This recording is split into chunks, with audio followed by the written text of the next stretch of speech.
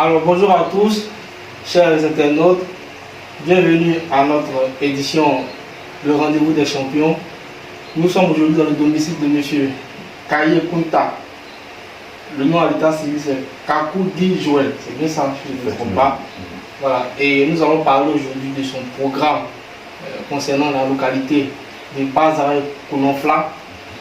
Et restez connectés, on démarre maintenant. Alors bonjour monsieur Kaye. Bonjour. Ça va bien? Très bien, merci, en pleine forme. D'accord. Alors, on a vu un peu votre parcours. Voilà, vous êtes docteur en anglais, et entrepreneur, grand écrivain en plus. Franchement, moi j'admire avec tous ces parcours. Alors, ma première question c'est, est-ce que vous pouvez nous parler un peu de votre parcours? Parce que vous avez fait Abidjan, le Ghana, après le Nigeria. Pourquoi tout ce parcours? D'accord, très bien. Alors, écoutez, Kaye Kunta, c'est un jeune né en pleine périphérie de Saint-Fra, dans un village nommé Binoufla, dans la région de Marawi. Malheureusement, qui n'a pas eu une naissance similable à ses amis, étant donné que ma naissance, je peux le dire, a été très difficile parce que ma mère était très jeune. Ah d'accord. Elle était très jeune. J'étais en réalité, comme on le dit, on griffe sa deuxième erreur. D'autant plus que j'avais un grand frère qui était né d'une manière irrégulière, puisqu'elle était jeune, elle était à l'école. Donc du coup, le grand-père, donc son père, qui était furieux, lui avait interdit d'avoir un deuxième enfant. Voilà, donc c'est dans ce contexte de tension et de difficultés majeures familiales que je suis né, donc mon arrivée n'était pas prévue, c'était accidentel. Et donc ça a créé bien évidemment, ça a disloqué la famille. Mon grand-père, il a quitté la cour familiale, il en voulu à sa femme qui est la mère de ma mère. Pourquoi, malgré lui avoir interdit cette deuxième erreur-là, elle allait au bout, elle est tombée enceinte, tout ça, donc ça a créé encore du chagrin dans la famille. Ma grand-mère même en est décédée. Donc du coup, ma mère, pour protéger sa vie, ses soeurs ont tout fait pour qu'elle puisse venir à Abidjan, puisque mon grand-père était prêt à tout. Vous connaissez avant, les hommes d'avant, mon grand-père a fait la Deuxième Guerre mondiale, c'était l'un des bras droits du feu. Donc vous connaissez les mentalités en ce qui concerne l'honneur. Donc il se sentait déshonoré, et surtout que tout le village parlait de lui. C'est pas toi qui dis tu es chef là, voici ça, toi tu donnes conseil aux gens là, ta propre fille, que tu dis elle va devenir avocate juge là, voici ça, elle allait donner deuxième enfant bâtard, parce qu'on ne connaissait pas mon frère. Donc du coup, c'est dans cet ancrage là que je suis né. Donc ma mère, elle est venue à Abidjan, je suis resté là-bas avec ma tante, c'est-à-dire sa grande soeur à elle. Ça n'a pas été du tout facile. Ça n'a pas été du tout facile. Et imaginez-vous, avec toute la pression, c'est-à-dire je suis comme un symbole de malédiction. Puisque ma naissance n'a pas été régulière, ça n'a pas été annoncé dans une famille normale où papa attend que... Non mais attention, toute naissance c'est normal. Bah, voilà, sauf que, bon, mon surnom même le dit, Kunta, donc rien ne doit être normal. Voilà, donc du coup, c'est dans ce contexte-là de haute tension que je suis né et j'y ai grandi. Quand même à l'âge de 10 ans jusqu'à 13 ans. Et donc c'est parce que c'était difficile, parce qu'à un moment donné, ma tante maternelle ne pouvait plus supporter toutes nos charges, puisque elle-même déjà elle avait 3 enfants, plus moi 4. Donc imaginez-vous, elle aussi, le père de ses enfants aussi s'était déresponsabilisé. Donc du coup, c'était un peu compliqué. C'est ce qui a fait mes différentes migrations dans les différents pays. Donc j'avais une tante au Nigeria, d'abord au Ghana. Donc j'ai dû migrer matin, bon écoute, tu dois partir parce qu'ici on n'arrive plus, puisque le père de mon grand frère, puisque le premier enfant apparemment de ma mère, il a été reconnu par un monsieur. Donc mon grand frère... D'accord, un petit peu. Il y a tellement de choses qui sont assez intéressantes. Parce que dans j'ai lu votre programme et vous avez dit que vous avez vous-même financé vos propres études avec de l'eau et du pain. Parce que les internautes veulent comprendre. Bien sûr. Est-ce que ça c'est effectivement c'est... Oui, c'est tout à fait réel et j'allais en venir parce que quand je suis venu maintenant à Accra, au Ghana, c'était compliqué. Je suis venu dans une famille d'accueil.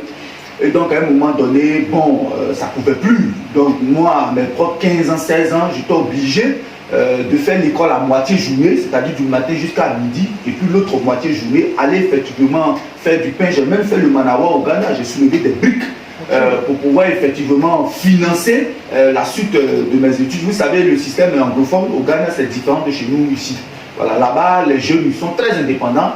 Ils sont, voire même eux-mêmes, leur propre père, leur propre mère. L'entrepreneuriat a mis au cœur. Donc, du coup, c'est à ce niveau-là que mes interventions, mes aventures d'entrepreneuriat ont commencé, parce que là, à partir de là, j'ai commencé à soulever les briques, j'ai commencé à vendre de l'eau, oui, sur les pavés, j'ai commencé à également, comment je vais dire, à fabriquer du pain, donc je sais très bien faire le pain, voilà, et ça, jusqu'à mon BEPC, parce que je suis bientôt au Nigeria, et au Nigeria encore jusqu'à mon bac, ça a été pareil. Donc ce n'est pas de la flatterie, je ne suis pas un enfant issu d'une famille riche comme d'aucuns le pensent, hein. La plupart même de mes collaborateurs disent non monsieur, vous nous racontez des doïs, vous on sait que vos parents ont financé vos études, vous êtes parti en Europe, vous êtes revenu, on vous a confié une entreprise, et je leur ai dit que c'est tout à fait le contraire, parce que je suis en fait, je me suis battu, je me suis battu dans la vie pour pouvoir m'offrir en effet tout ce qu'aujourd'hui j'ai, et ce n'est issu d'aucune famille ni d'un effort d'affiliation.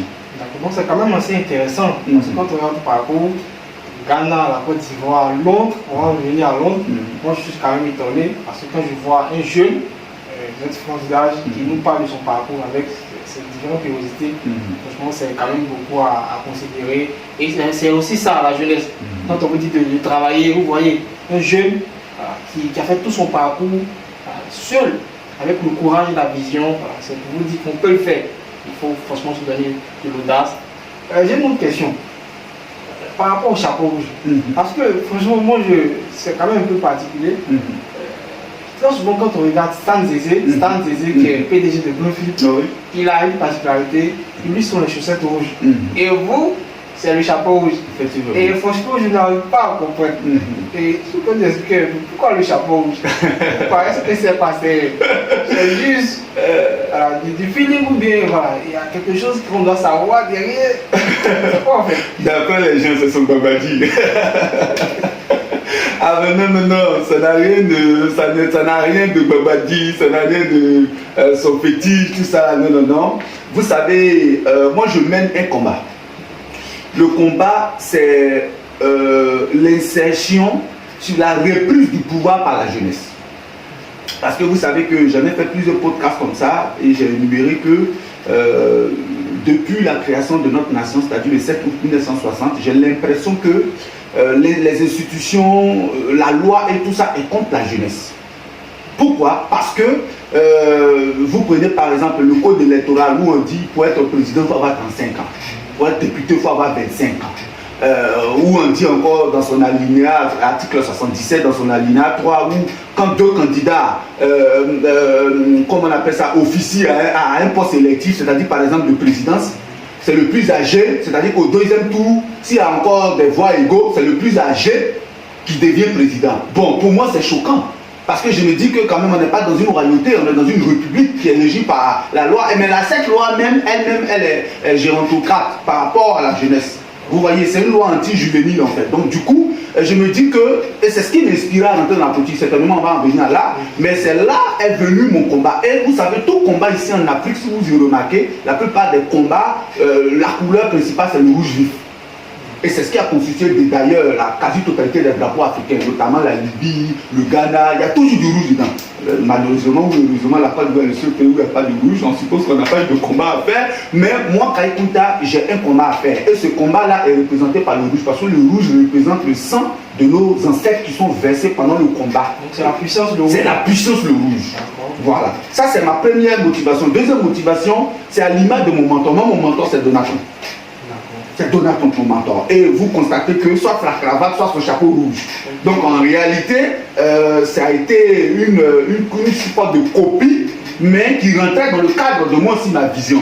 Donc c'est à ce moment-là, depuis lors, je porte toujours mon chapeau rouge, et donc même si j'ironie souvent, voilà, mais c'est un peu ça les significations. Donc c'est pour un combat, chaque fois que je porte, je me sens en combat. je me sens face à un challenge que je dois relever. Par exemple, le challenge, c'est une force, ça me motive. Quand je ne porte pas mon chapeau, vraiment, je suis familier, quoi. Couché, je peux rien faire. Mais dès que je mets mon chapeau, tu as l'impression d'avoir un guerrier devant toi qui est prêt à tout pour vraiment atteindre ses objectifs. Et mon premier objectif, je vais sûrement en venir, c'est de vraiment réinsérer la jeunesse au cœur de notre arène politique. On va en parler. On va en parler. Donc, on a tous compris. Le chapeau rouge, c'est une force. Et c'est à l'image de Donald Trump. C'est la puissance. Donc, il n'y a rien de charlatan derrière. Donc, ne dites pas que non, on le voit, voilà. Soyez tranquille, c'est son chapeau. Allez, on y va. Ok. Une autre question, je pense qu'on va en venir. J'allais vous demander pourquoi votre engagement politique. Je pense que vous pouvez encore revenir là-dessus. Bien sûr. Qu'est-ce qui vous a motivé franchement à vous insérer dans la politique? Parce que vous êtes entrepreneur, vous avez fait un doctorat en anglais. Voilà. Donc il y a quand même un petit peu de ressources, vous êtes écrivain, donc vous pouvez vous insérer facilement dans d'autres sphères. Donc, pourquoi vous avez choisi la politique? Le combat, pourquoi le combat? Pourquoi ce combat? Très bien. On veut savoir. Alors, le combat a débuté en 2011, mais ça s'est concrétisé à partir de 2020. Ça a été le constat choquant que je parlais tout à l'heure. C'est-à-dire que moi, étant un jeune intellectuel, tout à fait naturel, je suis curieux. Donc j'essaie de comprendre un peu, parce qu'à la base, le chercheur, en réalité, ce chercheur, c'est celui qui essaie de comprendre tout. Donc tout a commencé, le déclic a commencé lorsque j'ai commencé en fait à apprendre l'histoire de la politique africaine. Puisque moi, en anglais, en réalité, l'anglais c'est la langue dans laquelle j'ai appris mon doctorat, mais mon doctorat était en linguistique. La linguistique, c'est la science de la langue. Voilà. Et donc dans la linguistique, on a plusieurs départements. On a dans l'anthropologie, on a la sociologie, on a la psychologie, on a l'archéologie, etc., etc. Et donc c'est dans l'un de ces départements-là que je me suis intéressé à la tradition africaine. Puisque par exemple dans l'anthropologie, on parle ici de la migration de la tradition africaine. Donc ma thèse même a été sur, comment on appelle ça, l'unification des langues africaines. Donc du coup, c'est dans cette recherche-là que j'ai découvert par exemple que depuis le Burkina jusqu'à au Sénégal, en passant par la Mauritanie, Gambie, Nigeria, Cameroun, tout ça, en tout cas les pays subsahariens ont une particularité politique, c'est qu'ils n'ont pas eu la chance, ou du moins tout jeune qui avait commencé à s'imposer a été soit éliminé, soit rayé de la liste. Donc c'est ce déclic-là qui m'a dit, attends, mais tu fais une étude de politique comparative, tu te rends compte qu'au Burkina, Thomas Sankara, en 48, il était jeune, il est venu, il avait voulu faire quelque chose, mais il est éliminé. Tu prends Patrice Lumumba de son côté, dans les années 65-70, lui aussi il était jeune, il a voulu quelque chose, il est éliminé. Tu prends Kwame Nkrumah, lui aussi, dans les années 58, avec Touré, Sékou Touré de la Guinée, eux aussi ils étaient jeunes. Donc j'ai remarqué que, en fait, j'ai l'impression que la politique en général subsaharienne est faite contre la jeunesse. Donc je me suis dit, bon, ok, je reviens sur mon pays, la Côte d'Ivoire, est-ce que c'est pareil? Oh là là, j'ose dire que j'avoue que la Côte d'Ivoire, mais c'est pas pareil, mais c'est pire. Pourquoi? Parce que notre constitution a été une copie conforme de la constitution française. Il y a eu juste des petites modifications de nom des pays, c'est tout. Une copie conforme, c'est-à-dire toute loi qu'on applique ici, en réalité c'est les mêmes lois qui se trouvent en France. Et donc quand j'ai commencé à lire la constitution, pour ma curiosité, je vous informe que je l'ai lu 5 fois, la constitution ivoirienne. Quand j'ai commencé à lire, mais je suis tombé des nues. Lorsque je vous ai cité les articles que je vous ai cités là, c'est-à-dire que... J'ai un instant, mais je pense que dans la constitution ivoirienne, il n'y a pas ce qu'on appelle la motion de censure.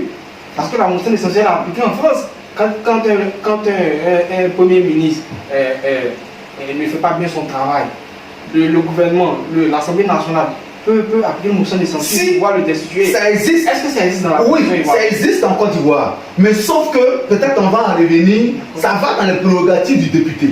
Et tant que ça existe, on ne voit pas l'application parce que depuis 1960 jusqu'à aujourd'hui, le parti au pouvoir a eu la totalité de l'Assemblée nationale à sa cause.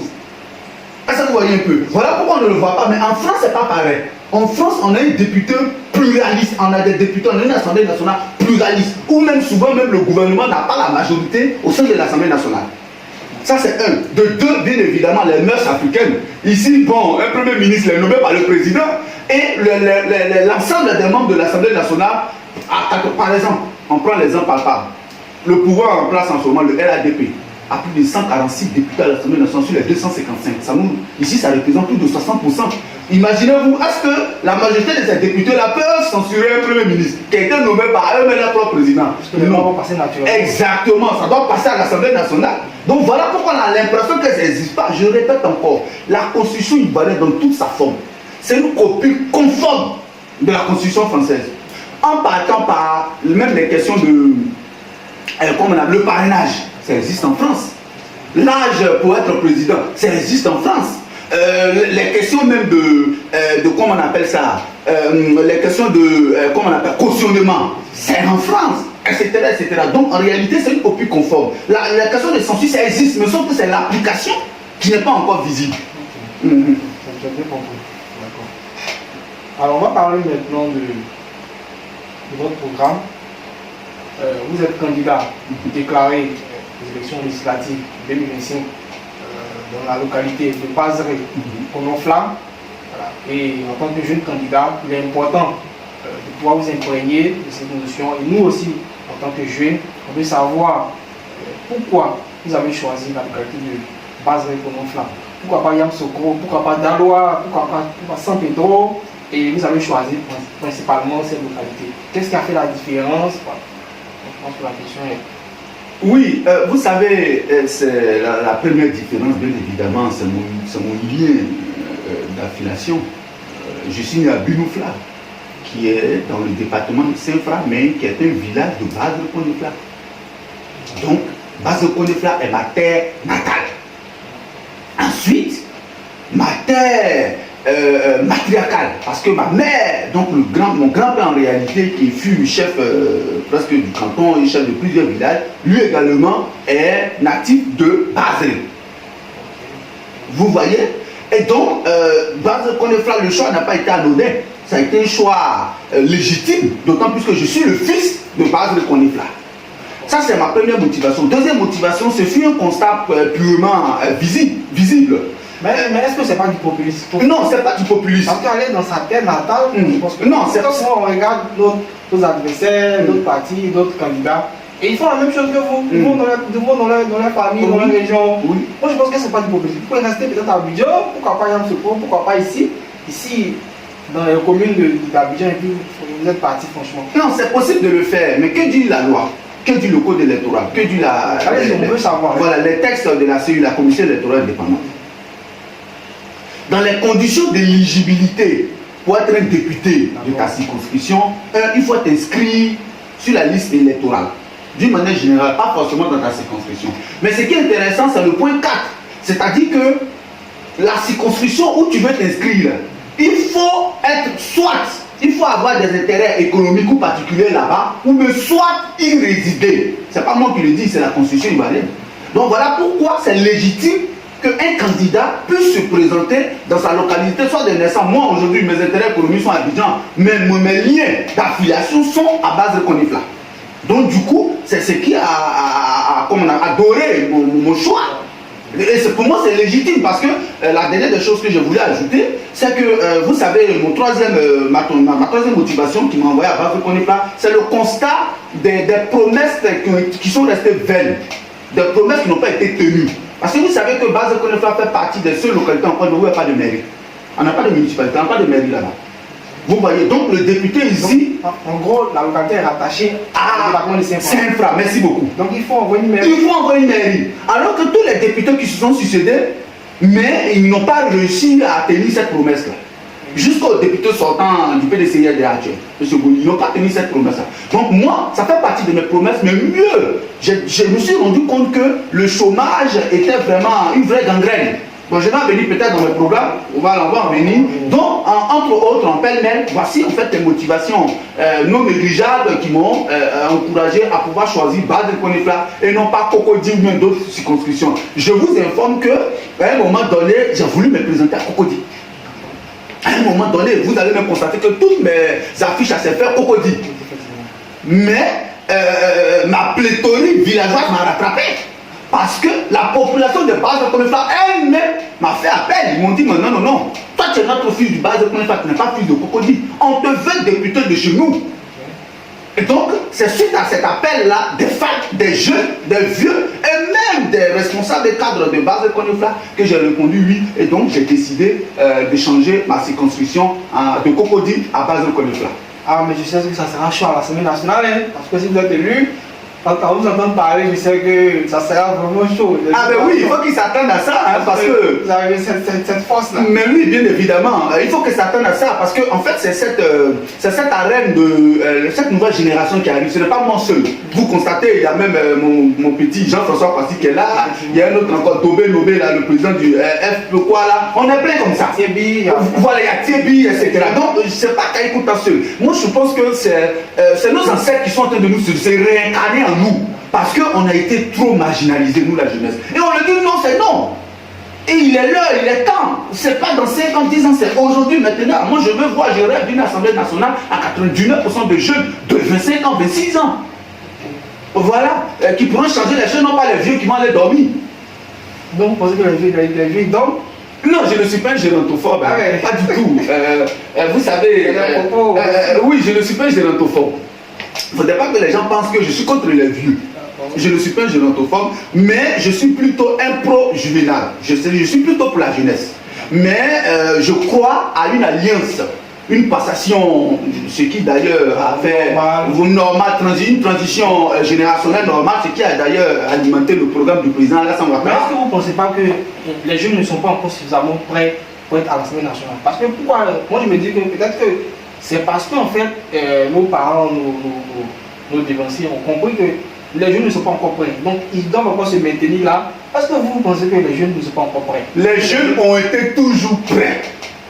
Ce sont les vieux qui nous mettent. C'est un refus? C'est un refus catégorique. C'est un refus d'abord institutionnel, parce qu'il ne s'agit pas de notre volonté, il s'agit de la volonté de la loi. Dès lors qu'une loi d'une nation dit que non, si deux candidats, comment on appelle ça, mis les candidats pour un poste électif, c'est le plus âgé qui est élu, en cas de voix illégale. Mais c'est déjà un problème.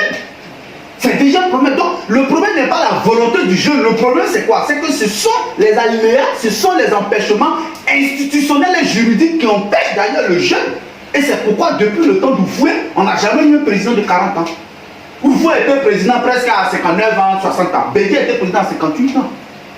Gueye était président à 56 ans, 57 ans. C'est à cause de 35 ans. L'âge de 35 ans qui était. Justement, c'est lui le problème. Et voilà pourquoi nous voulons rentrer à l'Assemblée nationale cette année. Pour abroger ça. Mais totalement. Pour ramener ça même à 18 ans. Parce que je ne comprends pas. Le code électoral, dans son article 1 dit est électeur toute personne jouissant de ses capacités morales, physiques, ayant l'âge de 18 ans. Mais si tu as 18 ans que tu peux élire, pourquoi tu ne peux pas te faire élire? Pour moi, c'est une paradoxe. Mais la paradoxalité est totalement étonnante. Mais si je suis capable d'élire, c'est-à-dire on suppose qu'à 18 ans, je bénéficie de toutes mes connaissances, de toutes mes facultés. Mais si je suis capable de pouvoir choisir mon candidat, pourquoi ne devrais-je pas être capable de pouvoir être élu comme un cadre? On a des députés de 19 ans ici au Rwanda, dans les pays anglophones.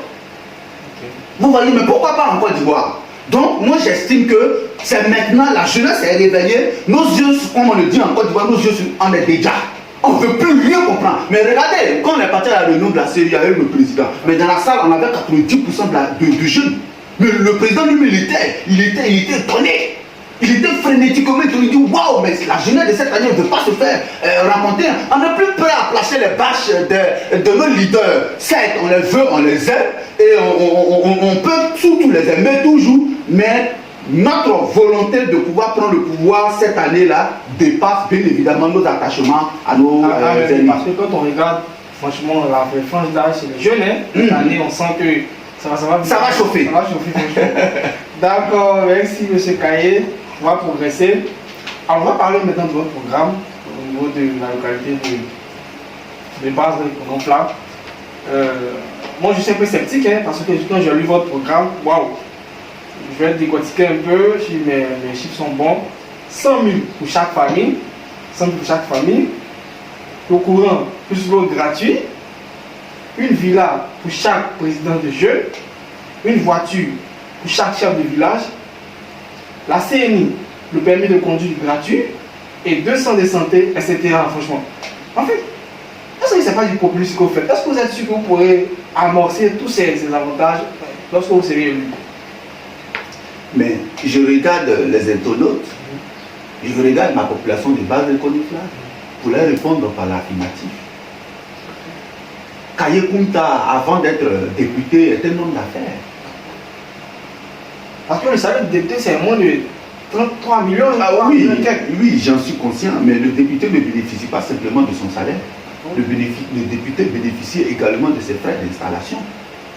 Le député bénéficie de ses non, mais les 10 millions, je pense que ça veut dire qu'ils ne pourront pas quasiment faire tout ce travail. Oh oui, on est d'accord, mais en réalité, ce que je vais vous faire comprendre, c'est que... avec nous. Oh oui, ce que je vais vous faire comprendre, c'est que en dehors de mes avantages de député, je suis un homme d'affaires. Parce que pourquoi je dis ça? Très souvent, quand vous venez au pouvoir, vous gagnez et 5 ans après, on ne vous voit plus. Non, ça c'est les vieux. On ne voit plus. Non, mais ça c'est les vieux. Moi, je n'ai jamais vu. Moi, je n'ai jamais vu un jeune. Non, non, non. Moi, je n'ai jamais vu un jeune. Oui. Moi, je n'ai jamais vu un jeune venu au pouvoir et il n'a pas respecté ses paroles. Je pense que Kaye Kounta sera le premier jeune en Côte d'Ivoire à pouvoir respecter ses paroles. Mais 100 000 francs, c'est pas par famille, par base de Konifla. Mais en réalité, ce sont des promesses, ce sont des programmes. Mais l'application, la stratégie de l'application, c'est comment on appelle ça? C'est ce que vous devez vous poser comme question. Mais quand je dis je vais donner 100 000 francs CFA à chaque famille à base de Konifla, en réalité, les 100 000 francs CFA là vont provenir d'un projet que eux-mêmes vont diriger pour se payer. Quand je dis je vais offrir une villa à chaque président de la jeunesse, mais pour offrir une villa à chaque président de la jeunesse, je suis un député quand même. J'ai des partenaires de construction qui sont là, qui sont prêts à m'accompagner, mais qui sont prêts à pouvoir offrir ces choses-là. Donc je ne le pas dire d'une manière, comment on appelle ça, passagère, mais d'une manière fanatique. Non, je le dis parce que je suis capable de les réaliser. Et puis je le dis, je regarde la caméra pour dire que chaque président de la jeunesse aura une villa à base de Konifla en son nom. Ensuite, la question de CENI et de permis de conduire, CENI, ça c'est légitime, c'est normal. Normalement, en Côte d'Ivoire, nos CENI devaient être gratuits. Ah bon? Oui. Et c'est les lois que nous on s'apprête à voter à l'Assemblée nationale si bien sûr nous sommes élus, je parle de la tranche de la jeunesse. Vous voyez, et donc même si la loi n'est pas passée au niveau de l'Assemblée nationale, c'est-à-dire qu'elle n'a pas été votée à l'unanimité, moi, Kaye Kounta, je vais me rassurer que chaque jeune de mon village soit doté d'une carte nationale d'identité et d'un permis de conduire gratuitement en collaboration avec mes partenaires des auto-écoles, mes partenaires. Je vais préfinancer ça pour tous les jeunes ayant rempli les conditions. Parce que en réalité, pour avoir un permis, il faut avoir 18 ans. Voilà, CENI, ça, oui, même un enfant peut avoir une CENI maintenant. C'était avant qu'il fallait avoir une certaine, mais aujourd'hui, un enfant même qui vient de naître, il peut avoir CENI. Moi, ma fille, elle a un passeport, elle a un CENI, etc. Vous voyez. Donc oui, je vais préfinancer ça, ça ne me dérange pas. Je vous dis toujours, je ne compte pas sur l'argent que je vais percevoir des primes du député. Je compte sur mes propres forces financières. Je suis un homme d'affaires. Mais on vous écoute, hein? Mais oui, mais bien évidemment. Après, ne venez pas dire après, non, c'est pas ce qu'on avait dit. Mais non, après 5 ans, c'est pas le même discours. Je prends l'entière responsabilité de ce que je suis en train de dire. Les Ivoiriens vous écoutent là. Mais oui, tout à fait. Ok, d'accord, pas de souci. Dans votre programme, vous avez parlé de la série. Moi, je veux qu'on parle plus de l'aspect des jeunes, de l'emploi des jeunes. Parce qu'aujourd'hui, c'est ça qui fait un peu l'actualité, c'est ça en fait. Les jeunes ne sont pas insérés en Côte d'Ivoire. Qu'est-ce que vous proposez concrètement pour les jeunes? Est-ce que vous pensez que le fait d'avoir la CNI, le permis de conduire, ça va faciliter l'employabilité? Parce que quand on regarde, vous avez dit 100 000 francs par famille, le courant plus l'eau. Bon, j'imagine le courant plus l'eau, ça c'est de façon mensuelle ou bien ça sera sur les 5 ans? Ou bien comment est-ce que ça va se passer? Expliquez-nous un peu le programme, parce qu'on veut bien comprendre. On va aller cas par cas, franchement. Ok, allons cas par cas. Les 100 000 francs pour chaque famille, ça sera fait de façon mensuelle ou bien dès que vous remettez les 100 000 francs à une famille, automatiquement c'est fini. On peut donner 100 000 francs ou bien comment ça va se passer? Non. Les 100 000 francs CFA par famille que Kaye Kounta a promis donner à chaque famille de base de Konifla sera mensuellement. Sur toute ma mandature. Le quinquennat. Chaque mois, une famille à base de Konifla se disposera de 100 000 francs CFA. C'est pour lutter contre la pauvreté. Vous savez, mon peuple a fait à base de Konifla. Disons-nous la vérité. Mais est-ce que ça, c'est pas le rôle du maire? Mais il n'y a pas de mairie chez nous, cher ami. C'est ce que je disais tantôt. Le député a 2 rôles chez nous. On n'a pas de municipalité. C'est vrai, certes, on a un conseil régional, mais on n'a pas de municipalité. Mais le conseil régional s'en charge, non? Non, le conseil régional, lui, il est chargé, en grosso modo, du développement régional. La Marabout, écoutez, c'est plusieurs villes, c'est plusieurs localités. Ils n'ont pas le temps de penser à Basel Konefla qui représente une aiguille dans une boîte de faune. Ah bon? Mais oui. On a les bois fléants, on a les tout ici, on a les grandes villes. Donc, eux, ils réfléchissent sur le développement général. Mais le développement particulier, ils ne peuvent pas. Et donc ici, Kaye Kounta, qui sera le futur député de Basel Konefla, je serai de facto un maire en réalité, puisqu'il n'y a pas de mairie chez nous. Vous comprenez? Donc les 100 000 francs CFA, je le répète, je vais disposer cela à chaque famille, à chaque fin du mois, pour lutter contre la pauvreté et pour restaurer la dignité des familles. Parce que certes, Basel Konefla demeure un village en périphérie, etc. Mais la question du chômage, généralement, mais elle est tellement visible que ça impacte les familles directement. Imagine une fois par jour. Moi, Kaye Kounta, je dis non. À partir du fait que la population de Basel Konefla me donne leur voix, je suis leur élu. Ils ne mangeront plus une fois par jour, ils mangeront 3 fois par jour avec dessert et entrée. Avec le dessert? Avec l'entrée et le dessert. Vous avez compris, hein? On le prend à témoin. Parce qu'il a dit, il a clairement dit, vous aurez droit à 100 000 francs par mois, les parents. Donc vous avez écouté. Après, il n'allait pas dire non, qui n'a pas tenu sa parole, le voici. Si vous voulez le voter, allez le voter. C'est un bon candidat, il a son programme, il est bien structuré. Moi, je pense qu'avec lui, voilà, la localité de Basel Konefla pourra vraiment avancer. Donc c'est le moment, c'est votre fils. Avancez avec lui. On va avancer. Vous avez parlé du courant et de l'eau. Je vais vous demander, est-ce que dans votre localité, il n'y a pas d'eau, il n'y a pas de courant? Mais si, depuis, je pense, les années 70, nous, on n'a jamais eu de problème d'eau et d'électricité. Enfin, je parle des villages accessibles. C'est certes, les petits campements qui représentent une petite minorité n'ont pas encore cet avantage-là. Mais ça, je vais le faire rapidement, les panneaux solaires. J'ai les partenaires chinois qui sont déjà prêts. Voilà, qui sont déjà prêts. Tout est déjà prêt. En fait, moi, mon programme, ce n'est pas juste de la va-vite, ce n'est pas juste du verbiage. Non, non, non. C'est des choses qui sont concrètes, qui sont déjà prêtes. Alors, je compte par exemple solariser presque tous les campements aux alentours de Basel Konefla. Je vais les solariser. C'est-à-dire que le solaire, l'énergie solaire. Voilà. Et donc, cela fait partie de mon programme. Mais ce qui est le plus important dans cette histoire de l'eau et courant là, c'est que les villages qui sont accessibles, qui sont enclavés, ont déjà l'eau et l'électricité. Vous voyez, maintenant le problème c'est de payer maintenant. C'est de payer, mais les Ivoiriens ont payé l'électricité, l'eau des villes côté Boaké, Korogo pendant des années. Ils ne payaient pas l'eau et courant pendant toute la crise de 2000 jusqu'à presque 2005-2010 là. Ils ne payaient pas l'eau et courant. On faisait comment?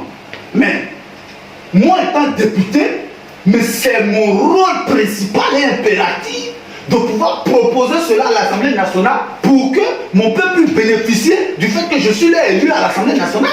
Maintenant, si la loi n'a pas été votée par l'ensemble de l'hémicycle, mais je vais en prendre toute la responsabilité. Je vais chercher mes partenaires, etc., qui vont venir et on va financer cela. Donc, à défaut, par exemple, quand je dis financer pour l'eau et l'électricité gratuite, à défaut, par exemple, de payer les factures, mais je vais tous les solariser. À défaut de payer les factures d'eau, mais je vais tous mettre des conteneurs là, comme on le voit. Regarde, moi, je suis un anglophone. Moi, c'est à moi en haut. Moi, je suis un anglophone. Parce que je ne vois pas l'importance pour des villageois qui n'ont même pas la moitié ou même le 1/3 du SMIC de payer l'eau et l'électricité. Et moi, je ne vois pas l'importance. Donc, moi, Kaye Kounta, soit l'Assemblée nationale vote cette loi, soit je vais enlever CIOSO d'ici à Basel Konefla, je vais solariser, je vais envoyer mes partenaires chinois. Tout chaque cours de Basel Konefla sera solarisé, l'énergie solaire, il ne paiera pas de facture. Soit je demande à ce d'ici, l'Assemblée nationale vote une loi pour ne plus que les jeunes, les zones à région, parce que je précise que je suis élu à Basel Konefla, mais je suis député de la nation. Donc même les lois que je vais proposer qui seront votées à l'unanimité vont affecter presque toutes les localités. Donc c'est Kaye Kounta qui sera le seul député en Côte d'Ivoire à pouvoir donner 100 000 francs CFA à chaque famille qui sera en périphérie. Mais attendez, ça c'est pas du populisme ça. Non, c'est pas du populisme, c'est une pure réalité. Notre pays est riche et on a des budgets pour ça. Quand vous regardez les budgets colossaux des différents ministères, mais pourquoi ne pas couper même les salaires des députés? Est-ce que les députés sont obligés d'avoir 3 500 000 par mois? On n'est pas obligé. On peut donner peut-être 100 000, 200 000 députés. Donc vous allez accepter ça? J'ai dit je ne toucherai pas mon salaire. Vous n'avez pas lu mon programme? J'ai dit je ne toucherai pas mon salaire pendant mes 5 ans comment on appelle ça? Oui, du quinquennat. Je ne toucherai pas mon salaire. Je n'ai pas besoin de mon salaire pour vivre. Moi, j'ai mon salaire ici, bon, j'ai mon aubergine, ma femme fait mon riz, elle-même n'a pas de 6 mois, elle mange. Sans être député aujourd'hui, mais je vis, j'emploie des gens partout, dans plusieurs pays. Donc, je n'ai pas besoin du salaire des députés. Moi, je vous dis que je suis la réincarnation de Donald Trump. Donald Trump, jusqu'à aujourd'hui, n'a pas encore touché son salaire de conviction. Voilà. Et donc, ce salaire-là, de député-là, imaginez-vous, si 10 mois, 3 500 000, ça fait combien? Ça fait 35 millions. Mais si 10 mois, mais les 35 millions là peuvent par exemple permettre de pouvoir solariser presque tout bas économique qui est que 82 000 têtes. Vous voyez, moins de, je ne sais pas combien de kilomètres là, carré. Donc oui, j'ai du potentiel, j'ai la volonté, j'ai aussi les moyens de ma politique. À l'instar de mes autres concurrents qui sont là-bas, mais moi je crois que je peux l'affirmer aujourd'hui que mais je suis le meilleur. Non, à vous entendre, c'est que vous êtes le meilleur. Très bien. Vous êtes le meilleur. Parce que vous êtes jeune, moi je suis jeune. Et je veux que les jeunes aussi soient au Parlement. Voter la loi pour qu'on puisse vraiment s'épanouir. Et je pense qu'avec M. Kaye Kunta, franchement, comme je l'ai dit, on aura une émission que ça sera chaud. Très bien. Parce qu'avec aussi Jean-François Kazi, en fait, votre groupe, franchement, ça va vibrer. Okay. J'ai une autre question. Est-ce qu'après, une fois élu, parce que quand on regarde, quand les indépendants sont élus, quand ils n'ont pas le soutien du gouvernement ou l'appui, il faut accompagner pour pouvoir gérer certaines infrastructures au niveau de la localité, automatiquement ils vont s'adosser, ils vont s'adouber avec le parti au pouvoir. Justement pour avoir tous ces prestiges, tout ça. Est-ce qu'avec vous ça sera différent? Est-ce qu'avec vous, lorsque vous serez élu, vous allez continuer dans votre démarche ou bien vous allez partir, vous adouber au parti au pouvoir? Mais non, ça ne sera pas le cas. Pourquoi? Parce que lorsque nous serons élus, nous les jeunes, on va créer une commission des jeunes. Ça ne sera pas un parti, mais ça sera un mouvement. Et sur notre charte, notre première règle ne pas appartenir à un parti. Ça c'est clair, ça c'est le projet que j'ai. Au cas où on est élu, on est quand même une centaine de jeunes élus, 150, 200, c'est mon souhait.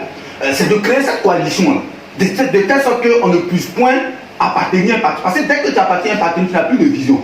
C'est la vision du parti que tu suis. C'est pourquoi tu deviens neutre.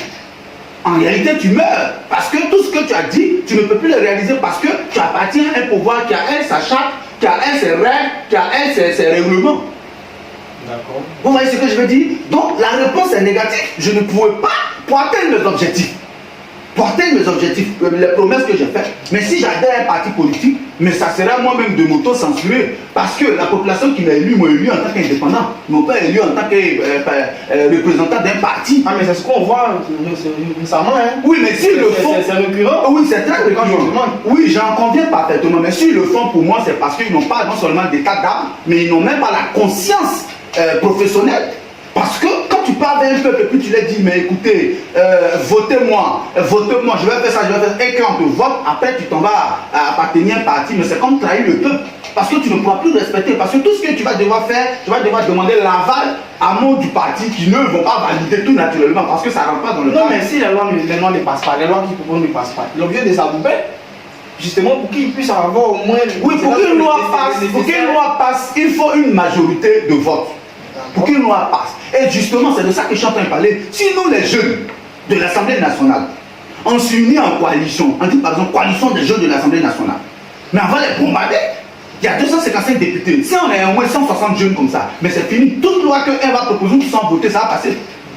Le problème, c'est lorsque les votants, c'est-à-dire que comment on appelle ça, les votants à l'hémicycle ne sont pas au nombre normal pour pouvoir faire passer une loi. Mais nous jeunes, si on crée une coalition, forcément, notre loi va passer. Et donc, c'est ce que j'ai dit. Sur notre charte, la première règle, ne pas appartenir à un parti politique. Malgré les avantages qu'on te propose. Ah bon? Ah, mais oui. Ah, mais oui. Ok. Merci à M. Kaye. On va progresser. Alors, on va revenir au niveau de la jeunesse. C'est quoi votre projet pour les jeunes en Côte d'Ivoire? Parce que c'est vrai, vous êtes député de Konofla, mais vous êtes le député de la nation. Ça, c'est quelque chose qui est très important. C'est quoi votre projet pour les jeunes en Côte d'Ivoire? Qu'est-ce que vous proposez pour la jeunesse? Mon premier projet pour la jeunesse en Côte d'Ivoire, c'est de reprendre sa place d'acteur principal dans l'économie de notre pays. C'est mon premier projet. Expliquez un peu, qu'est-ce que c'est? Que voudrais-je dire dans ce programme-là, dans ce projet-là. Vous savez, la population de la Côte d'Ivoire, c'est à 75% de jeunes. Notre économie qui est extrêmement dynamique. Bon, allons dans l'éducation, dans le domaine de l'éducation. Parce que souvent on dit que la formation est inadéquate, les jeunes disent qu'ils n'arrivent pas à s'insérer. C'est quoi le facteur? Qu'est-ce que vous constatez complètement? Est-ce que les jeunes ne sont pas suffisamment formés pour qu'ils puissent être employés dans certaines entreprises? Ou bien c'est quoi? Quel est le souci? Les cas, moi, ayant bénéficié de deux systèmes différents, du système anglophone et du système francophone, je pense que je suis mieux placé pour interpréter. Les cas qui causent le bas blesse au système éducatif ivoirien, c'est le programme, c'est-à-dire le contenu du système. Le système francophone est fait pour créer comment on appelle ça, des employés, ou même des futurs chômeurs, puisque dans le système, il n'est pas inclus des matières pratiques. Comme au Ghana, au Nigeria, je vous informe, on a une matière qu'on appelle le PDT, Basic Drawing Design, qui nous apprend, par exemple, ma fille qui est ici, mais qui fait une école anglophone, qui apprend aux enfants comment dessiner, comment faire les punais, comment faire les pots, comment faire les tableaux, comment repasser habits, comment coudre les chaussures. Tu vois ce que je veux dire, non? Ça fait que même quand le jeune, il n'a pas réussi, comme on le donne griffe à l'école, il peut, avec ce qu'il a appris à l'école, lui permettre de pouvoir faire quelque chose. C'est dire, voilà pourquoi les Ghanéens, les Nigériens ne chôment jamais. Regardez, ils sont encore ici. Tant qu'ils sont maçons, ils sont électriciens, ils sont en même temps plombiers, ils sont en même temps vendeurs. Parce que le système éducatif le favorise cette indépendance-là. Alors que de ce côté-là, encore ici, notre système éducatif nous favorise plutôt le chômage, puisque à finir d'avoir ton bac plus 5, ton bac plus 6, tu n'es même pas capable de faire quelque chose de tes 10 doigts. Parce que je vais te le nom, c'était un député a dit que, le député a salé Timoko, il a dit que le système, il est classique, il est archaïque, donc il faut l'améliorer. Est-ce que vous êtes d'accord aussi avec ce constat? Il faut l'améliorer le système. Vous pensez que de la 6e à la terminale, le programme qu'on nous donne, ce programme il est archaïque, il date de l'époque coloniale, il faut l'améliorer rapidement. C'est quoi concrètement? Non, il ne faut pas l'améliorer. Pour moi, il faut complètement le changer. Ah, il faut complètement le changer. Il faut le changer, parce que l'améliorer, je ne sais pas qu'est-ce qu'on entend par améliorer. Pour moi, il faut le changer. On améliore quelque chose qui est moins bon, et puis on améliore. Même pour moi, même là, ça dit qu'il faut même carrément l'éradiquer, mettre en place un nouveau système purement et simplement. Parce que ce système qui est là, c'est un monstre. Et le monstre, il est fait pour pouvoir tuer. Il faut convoquer les états généraux de l'éducation rapidement. Mais bien sûr, pour pouvoir, mais il faut le faire, mais urgemment. Il faut le faire urgemment, parce que le système est fait pour pouvoir recaler la jeunesse, pour pouvoir retarder la jeunesse, pour pouvoir rendre la jeunesse, excusez-moi du terme, mais un peu bête. Parce que tu as l'impression que les gens ont pas plus 4, pas plus 5, mais quand tu me dis, mais attends, viens me faire ce courant-là, il n'est pas capable de le faire. Un système éducatif n'est pas fait pour ça. Un système éducatif, il est fait pour pouvoir t'apprendre à être indépendant. Parce que l'éducation, ça se fait à la maison. L'éducation ne se fait pas à l'école. L'école est faite pour pouvoir t'apprendre à faire quelque chose de tes 10 doigts. Tes parents n'ont pas le temps de t'apprendre à faire ce qu'on t'apprend à faire à l'école. Mais le ministre Mamadou Touré, le ministre de la Jeunesse, a dit que l'économie, je crois, si je ne me trompe pas avec les chiffres, le pourcentage du chômage est, je crois, 2 ou 3%. Est-ce que ce que vous dites avec ce que le ministre a dit, on ne trouve pas une corrélation de divergence? Est-ce que ce que vous dites? Non, pas du tout. Ça peut être un chiffre effectivement soutenu. Non. Ça peut être un chiffre effectivement soutenu par la statistique générale. Mais moi, je parle de ce qui impacte chaque jeune dans chaque coin d'Abidjan. Parce que voyez-vous, on peut vous dire par exemple qu'en Côte d'Ivoire, l'économie est croissante. Mais est-ce que cette croissance de l'économie là, ça impacte le abobolé qui est dans son coin qui n'arrive pas à manger par jour? Donc moi je ne parle pas d'une manière générale, moi je parle d'une manière particulière. Comment mettre en place un système pour que ça puisse affecter, c'est-à-dire que les membranes de ce système là puissent affecter le quotidien de chaque Ivoirien? Et c'est de ça qu'il s'agit.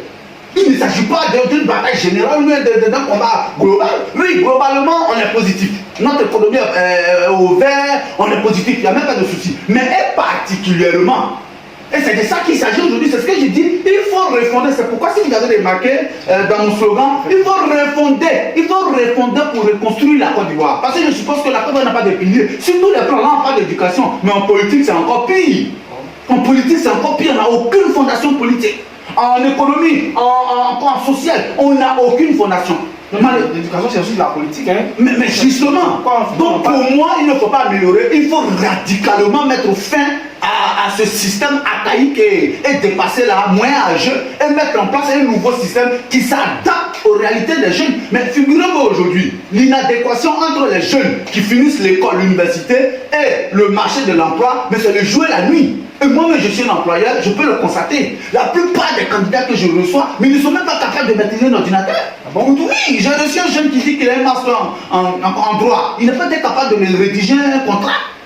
Un contrat en bonne suite. Je dis, bon, voici, je lui ai expliqué. Il lui rédige mon contrat. Plus de 2 heures, il n'a pas été capable. Tout est théorie. Okay. Tout est théorique, même ceux qui font de la géographie. Depuis combien d'années on nous apprend fleuve Bandama, fleuve Kossou, comment on appelle ça, barrage Kossou. C'est quand vous avez pris voiture pour aller vous me voir. Moi, c'est quand je sortais de la Côte d'Ivoire que moi j'ai vu de ma première fois le, comment on appelle ça, le Komoué, qui apprend Bassam là. Mais depuis on apprend à l'école là, est-ce qu'il faut organiser une excursion? Ils ont mis les enfants dedans. Mais ça se fait gravement dans les pays anglophones. Dès que vous apprenez un mot, le samedi qui vous met dans votre côté voir le monde. Dès que vous apprenez un barrage, le samedi qui vous met dans votre côté voir le barrage. Mais ça fait que ça construit plus l'enfant, ça le met plus en réalité des faits. Mais combien d'Ivoiriens aujourd'hui ont étudié mon Nemba, mon temps, fleuve, temps, et puis ils n'ont jamais vu de les yeux. Ils sont nombreux. C'est-à-dire que c'est théorique. C'est complètement théorique. Donc pour moi, la théorie n'est pas forcément mal, mais il faut doser la théorie. Accompagner. Il faut, voilà. Avec la pratique. La pratique doit prendre 60%, la théorie 40%. Et c'est ce que notre système a besoin maintenant. Et je crois que nous, les jeunes, si nous sommes élus à l'Assemblée nationale, avec notre coalition, mais on va voter pour la dissolution immédiate du système. Immédiate du système, parce que c'est un système qui nous met en retard, c'est un système qui nous crée des soucis, ça ne nous permet pas d'être indépendants. Moi aujourd'hui vous constatez, je suis jeune, mais quand je suis assis dans mes bureaux, que je reçois souvent certains visiteurs un peu plus âgés, ils pensent que je suis le fils du PDG. Quand ils viennent dire, non, on n'a pas rendez-vous avec vous, à votre papa. Je m'en ris. Je dis, non, c'est pas mon papa, c'est moi. Mais toi, petit comme ça, en quelle année tu as fini les études depuis que tu es directeur d'une grande entreprise comme ça? Vous voyez ce que je veux dire? Et c'est parce que quelque part, je le sens anglophone en moi. C'est-à-dire que mon aventure, quelque part, c'est abrégé dans le pays anglophone. Mais imaginez-vous si j'étais francophone, mais peut-être je ne serais pas assis au dire vous ici. J'étais encore à 35 ans, 40 ans dans le salon de ma maman et les poils, en train de dire, maman, donne 200 les manger. Là-bas. Vous voyez, donc ce système-là pour moi doit être immédiatement et urgemment éradiqué pour mettre en place un nouveau système qui s'adapte aux réalités. Aujourd'hui, le monde est en pleine mouvance. L'économie est en pleine mutation avec la globalisation et tous les Chinois et tout ça. Mais on ne peut pas rester dans un système qui date depuis 1960. Mais il n'y a pas de raison. Il n'y a pas de raison d'y être. Il faudrait qu'on puisse mettre en place un système qui s'adapte aux réalités des jeunes. Il faudrait qu'on multiplie les écoles techniques et professionnelles. Il faudrait qu'on multiplie les écoles pratiques pour que les enseignants là-même soient des chefs d'entreprise. Parce que moi je ne peux pas comprendre comment quelqu'un qui n'a jamais créé d'entreprise peut venir former un entrepreneuriat. Et ça, il y en a plein en Côte d'Ivoire. Ah bon? Mais il n'a jamais créé d'entreprise. Allez-y dans les grandes écoles là, la plupart des enseignants là, c'est les théoriciens, c'est les professeurs d'université, c'est les docteurs qui sont là, ils n'ont jamais créé d'entreprise. Toi tu vas enseigner entrepreneuriat. Moi je ne vois pas, c'est une inadéquation, c'est un paradoxe total. On vous écoute, à vous écouter, je pense que on nous raconte lorsque vous serez élu. D'accord, on va progresser. On reste toujours dans le carnaval des jeunes. Parce que franchement, c'est ça qui nous intéresse le plus. Je suis jeune d'émission, c'est ça. C'est parler de la jeunesse, parler, voilà. Pour que les jeunes soient vraiment boostés, manager, vraiment l'économie de la jeunesse peut être vraiment rehaussée en Côte d'Ivoire.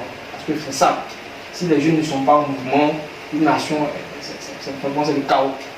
Et on va parler de votre entreprise. Je pense que à vous écouter, vous avez dit que vous êtes dans le domaine de la biochimie, c'est ça? Non, biocharbon.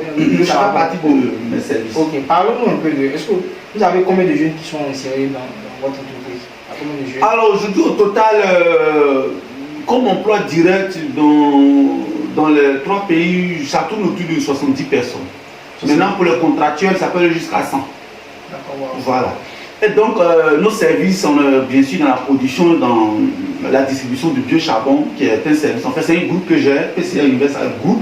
Et dans ce groupe-là, on a des services. Voilà, des services. Donc, on est également rentré tout récemment dans la micro-assurance. On vend des assurances incendie, assurance, comme on le dit, l'assurance wave. C'est-à-dire pour nous, ce n'est pas les assurances, comment on appelle ça, placardées que vous connaissez. Non, pour nous, c'est-à-dire que tu t'inscris sur le téléphone. Dès que tu as un accident moto là, pendant que tu es couché là même, on te fait ton dépôt. Tu tentes de soigner. Ah bon? Oui.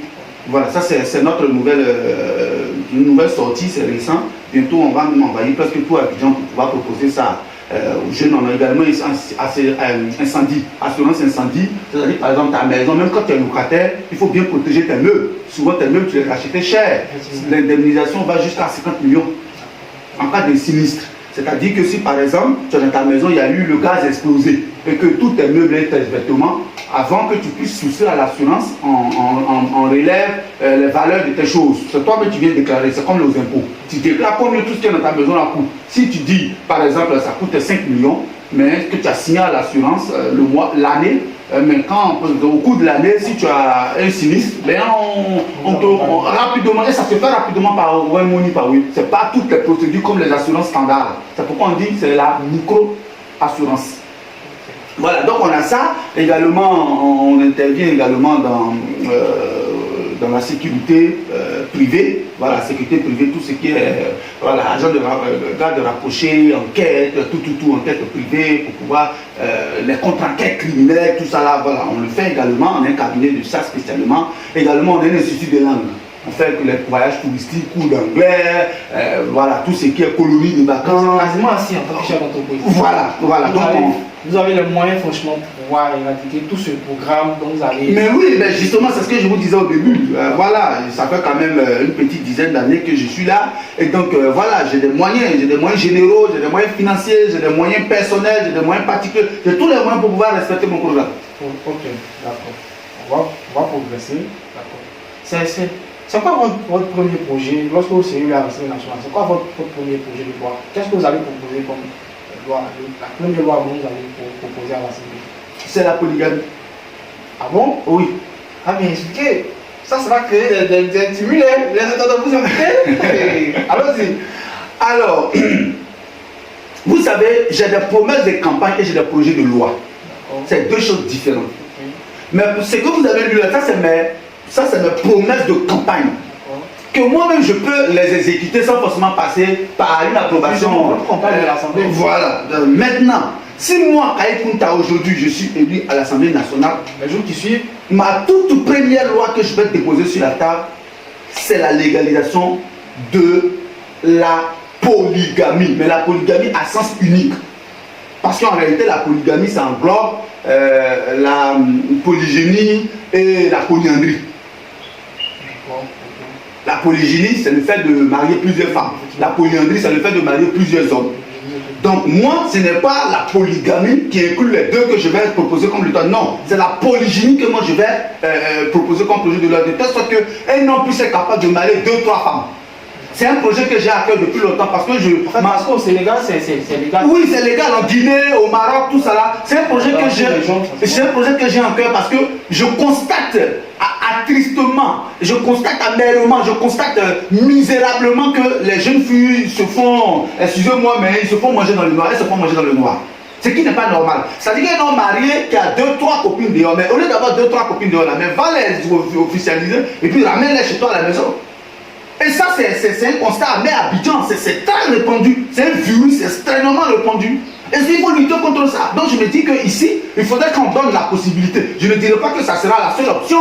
Par exemple, au Sénégal, il y a plusieurs options. C'est-à-dire quand tu pars te marier, on te demande, est-ce que tu veux d'abord choisir entre communauté de biens et séparation des biens. C'est comme ça on te demande, est-ce que tu veux un régime polyandrie ou tu veux un régime monogamie, ou, etc. On te demande, donc ça doit être un choix.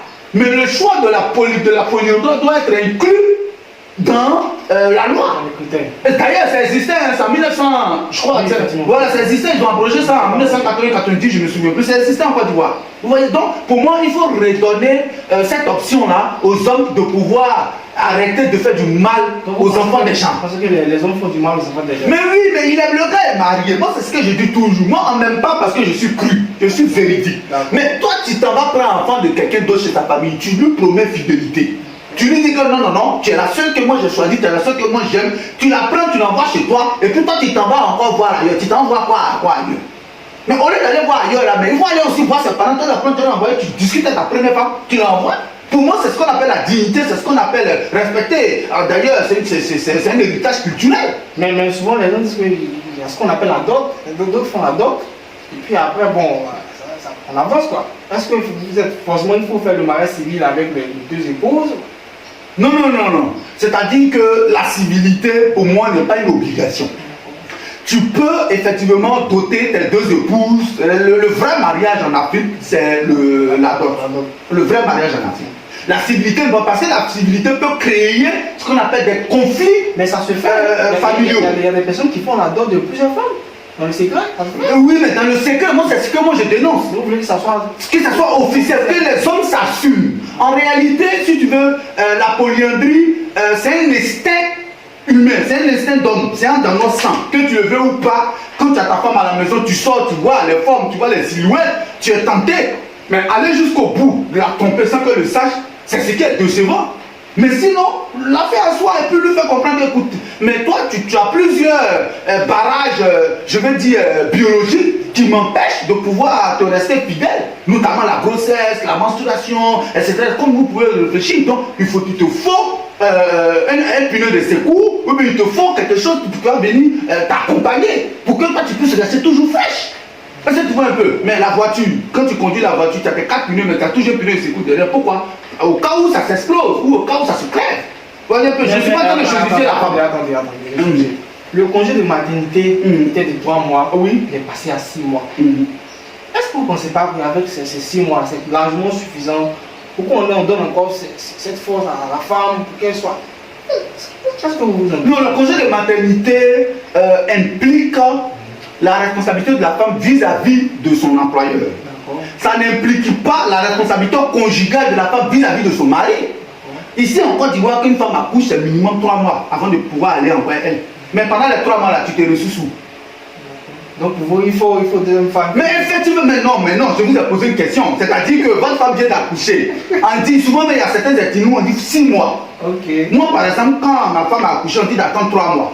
Bon, pendant les 3 mois là, tu te ressources où? Et de surcroît, tu es un jeune entrepreneur comme moi qui est doté de stress quotidien, qui ne fume pas, qui ne boit pas, qui est toujours actif en train de réfléchir. Mais à un moment donné, biologiquement parlant, je parle avec l'accord des médecins, il faut se libérer. L'homme sécrète plus de sperme par jour que la femme. Donc, biologiquement parlant, mais tu fais comment pour te ravitailler? Tu fais comment pour te tout? Moi, c'est l'hypocrisie des hommes que moi je ne supporte pas. Ah bon? Mais c'est ça, mais c'est-à-dire que cette pauvre dame-là, elle est à la maison, elle est dans la chambre, elle vient d'accoucher, ça fait 3 mois. Et puis ils s'en vont skinny à Assini. Ils vont avec les skinny là, à Yamsokro. Mais skinny là, au lieu d'aller être Assini à Yamsokro, mais prends là, va la doter pour l'envoyer chez toi. Comme ça, si l'autre est en maternité, tu jongles, tu lui dis, bon, toi aussi tu es en maternité, l'autre va te remplacer maintenant. Mais est-ce que vous ne pensez pas qu'il y a plus de femmes que d'hommes en Côte d'Ivoire? Oui, bien sûr, je pense que selon les dernières statistiques, il y a légèrement plus de femmes que d'hommes. Oui, donc c'est tout à fait, c'est ce qui même justifie, accrédite ma thèse. Non, mais ça, c'est quand même, il ne faut pas justifier ça. Non, ça n'en déplaise aux féministes, comment on appelle ça, aux anti-hommes, oui, ça peut en déplaire, mais les raisons sont là. Et les raisons sont valables. Les raisons sont valables. Est-ce que le cas actuellement il est urgent? Parce que vous avez dit que dans votre programme, vous allez axer sur la jeunesse. Et les jeunes, voilà, il y a l'emploi et le domaine du travail en certaines, quand même, de certaines déconnexions. Pourquoi est-ce que vous ne parlez pas plus des jeunes par rapport au premier projet de loi? Mettre un programme en place rapidement pour que les jeunes soient insérés et vous automatiquement vous exigez sur le cadre des femmes. Il faut voir. Qu'est-ce que c'est urgent? C'est urgent dans le sens où, en ce moment, pendant que vous parlez, les conflits familiaux. Continue. En ce moment, pendant que vous parlez les divisions. En ce moment, pendant que vous parlez les exclusions. C'est-à-dire que le gars il est marié et puis il allait faire enfant dehors. Mais celle qui est dehors, elle peut pas être officialisée. Et quand il décède, les enfants de ce dernier-là restent comme ça. Parce qu'ils ne bénéficient pas de l'héritage. C'est urgent du moment où nous les Africains, nous les hommes africains, les jeunes surtout. C'est-à-dire que ça protège la femme, la jeune femme et le jeune homme. Parce que là où nous sommes là, la polygamie n'est pas légale. Donc c'est celle que tu as mariée légalement. C'est elle qui jouit de tes intérêts successoriaux.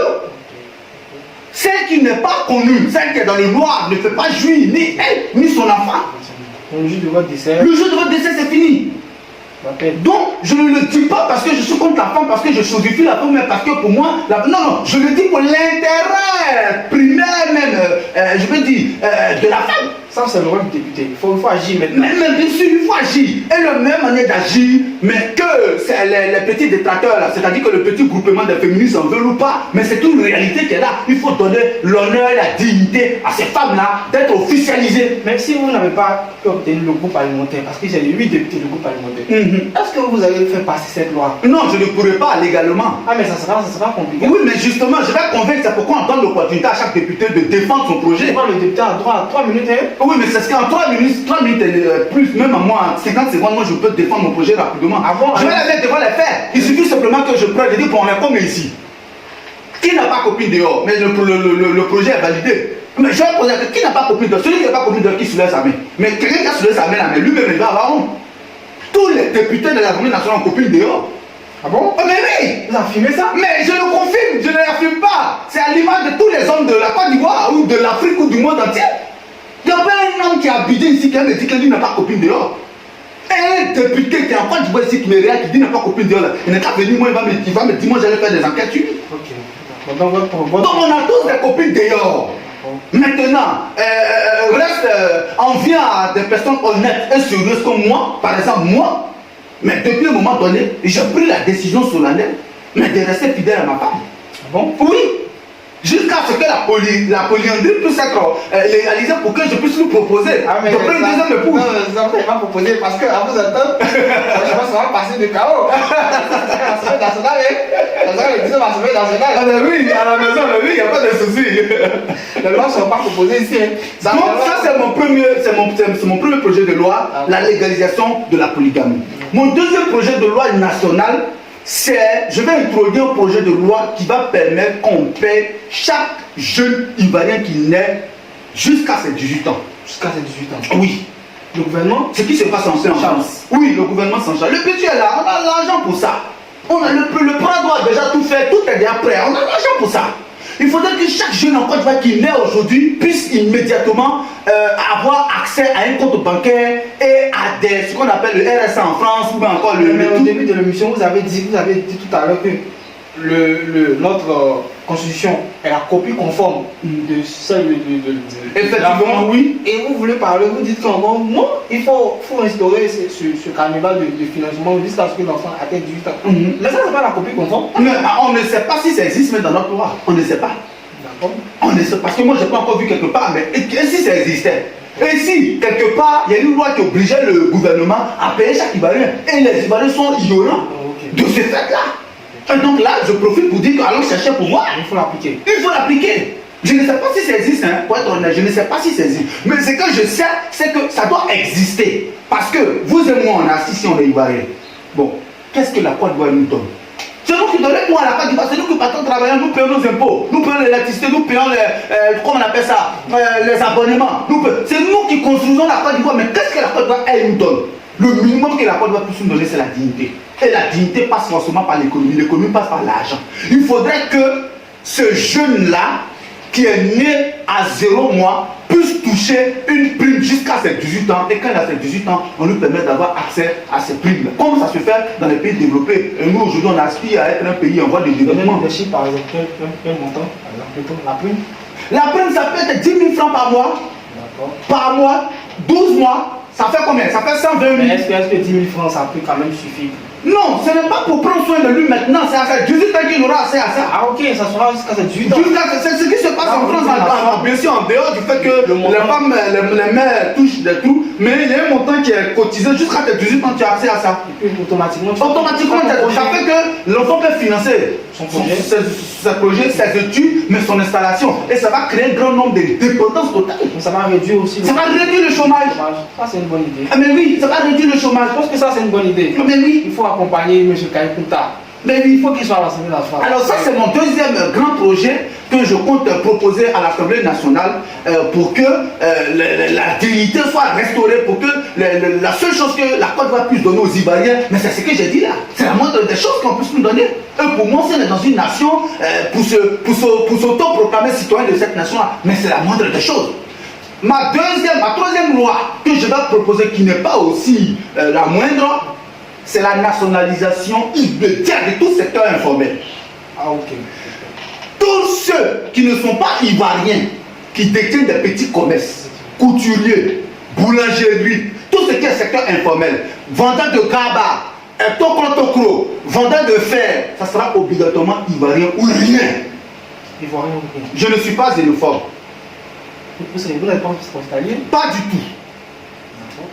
Bien au contraire.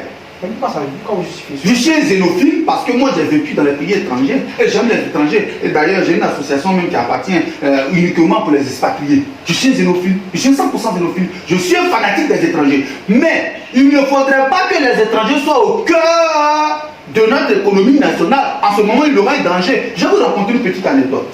Une fois il y a eu grève des vendeurs de gaba.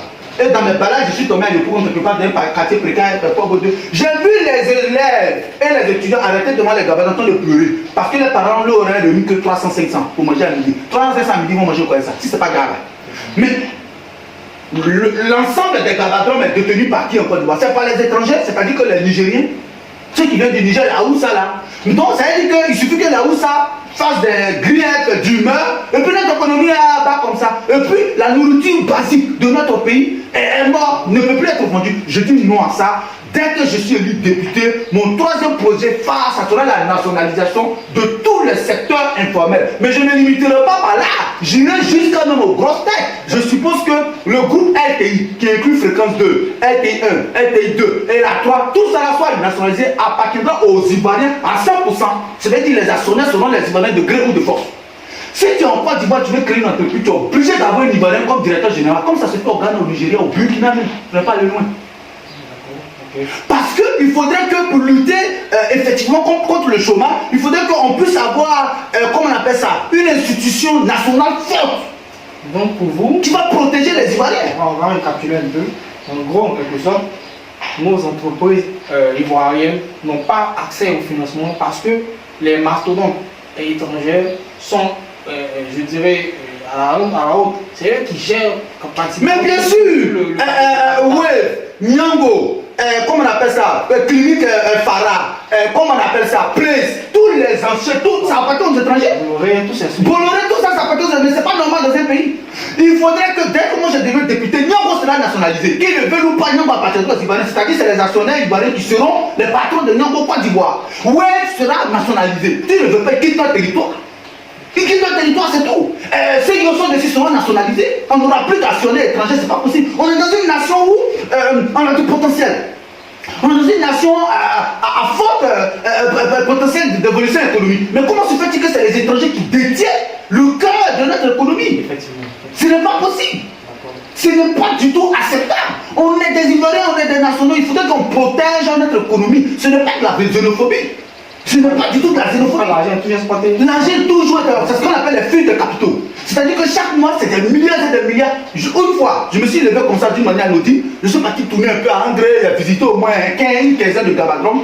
Mais j'ai fait une enquête, je les ai posé des questions. D'une manière parodie, d'amusement là. Je dis, mais vous pouvez faire combien par jour? Mais asseyez-vous bien. La moyenne de chiffre d'affaires par jour d'un gabadron habitant, c'est 150 000. Waouh! 150 000 francs CFA. Ça, c'est la moyenne. C'est-à-dire qu'il peut me faire, il y a un gabadon qu'on a, lui, il peut aller jusqu'à 300-400 000 par jour. Mais imaginez-vous, il y a combien de gabadons habitants qui appartiennent au Nigeria? Moi, Père Kunta, j'ai dit non à cela. Il faudrait que les Ivoiriens eux-mêmes détiennent. Qu'est-ce que vous pensez? Donc, vous êtes sûr qu'il y a une loi qui a été appliquée de sorte que ce sont les étrangers qui ont accès à tout ce qui est. Non, pas du tout. Cette loi n'existe pas. Mais donc, qu'est-ce que vous allez faire comme point? Vous allez aider les jeunes à pouvoir s'impliquer? Non, pas du tout. Je vais plutôt proposer une loi qui va les interdire. Ah, ok. De sorte que les jeunes ivoiriens soient les seuls acteurs du secteur. C'est de ça qu'il s'agit. Au Gabon, tout récemment, ça a été voté. Au Zimbabwe, au Rwanda, ça a été voté. Où on dit si tu n'es pas citoyen, tu ne peux pas détenir le petit commerce. Parce que le secteur informel, c'est le secteur clé, c'est le cœur. Le moteur de notre économie. Donc il faut les rendre officiels. Il faut les nationaliser. Il faut les nationaliser. Il faudrait que les actionnaires, les propriétaires soient des Ivoiriens. S'ils ne veulent pas, ils dégagent. On a les concurrents qui sont là, qui sont Ivoiriens. On les applique. Non mais quittons dans l'émotion. On est toujours dans l'émotion. Quittons dans l'émotion. Disons-nous la vérité. Aujourd'hui, à quoi profitent tous ces petits commerces qui appartiennent aux étrangers là, à un Ivoirien, si c'est un Ivoirien? Mais à rien. Au dénigrement. À la tristesse.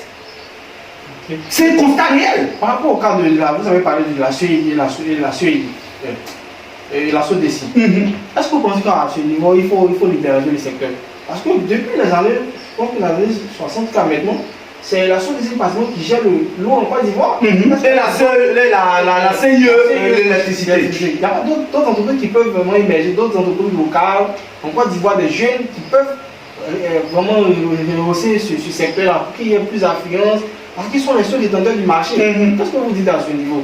Est-ce qu'il faut vraiment libérer le secteur pour que tous les jeunes qui veulent vraiment s'imprégner dans le secteur puissent vraiment se donner à fond? Mais oui, bien sûr. En plus même de libéraliser le secteur, il faut trouver des alternatives. Par exemple, au Ghana, au Nigeria. Moi, je prends toujours l'exemple sur les pays anglophones. Écoutez, le Nigeria est la première puissance économique africaine.